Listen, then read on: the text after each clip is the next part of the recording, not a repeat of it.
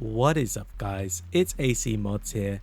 Today we will be looking at the Mitsubishi Lancer Evo 8. This is a car that is widely known by many Japanese car enthusiasts, whether it's in the racing scene as well as on the roads. Now here are some quick facts about this car. Firstly, it was the 8th edition of the Lancer Evo series. The car was first manufactured in 2003 and has a turbocharged inline 4-cylinder engine which produces about 230 brake horsepower. All of this is accompanied with a 5-speed manual gearbox. This car was put into mass production as a road car, but it was also used in racing scenarios such as rallying and became prevalent in the 2010s era. Now let's talk about the driving experience. This car is very user-friendly for casual driving, which it was originally built for. However, this car still manages to put down impressive lap times in tracks such as Silverstone. The car allows you to drive at your own pace, and it gives you enough room for error to feel at ease whilst driving it. This is all provided that you don't push the car past its limit. Finally, the inclusivity of it being a 4-wheel drive car means that drifting on loose surfaces feels very natural.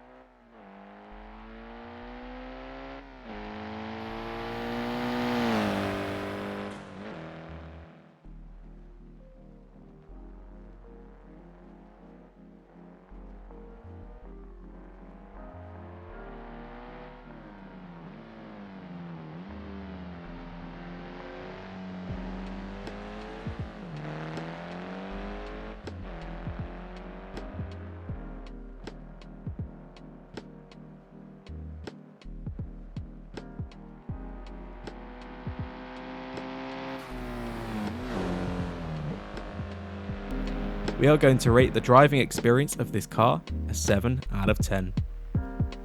Now let's talk about the car's handling. This car is easy to handle, as we have said before, but this is mainly whilst driving casually. If you plan on extracting the upper performance out of this car, there's a chance that you'll probably struggle with the balance. It takes a while to get used to, even after several hours of intense driving.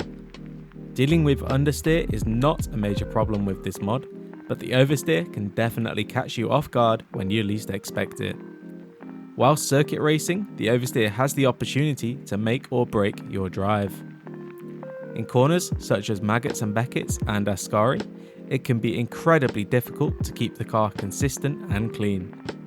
For rallying or hill climbs, it is not too much of a problem because you'll be sliding and wheel spinning through most of the corners anyway. We are going to rate the handling of this car a 7 out of 10. Finally, let's look at this car in different scenarios. Casual singular laps are fine in this car, but we wouldn't say much more than that due to the unpredictability of this car on asphalt.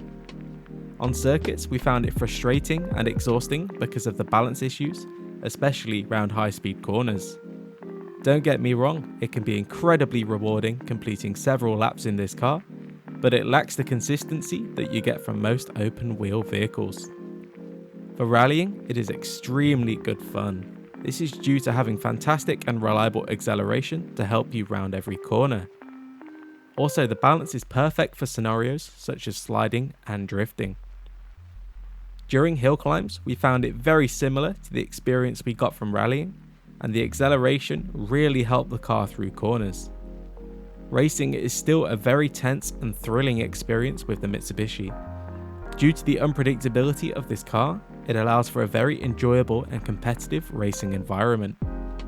We are going to give hot lapping in this car a 6 out of 10, and for rallying and hill climbing, we are going to give it a solid 8 out of 10. Finally, we are going to rate racing in this car an 8 out of 10. Thanks for watching this video. If you would like to see more of this content, please consider subscribing and tick the notification bell for more Assetto Corsa mod reviews.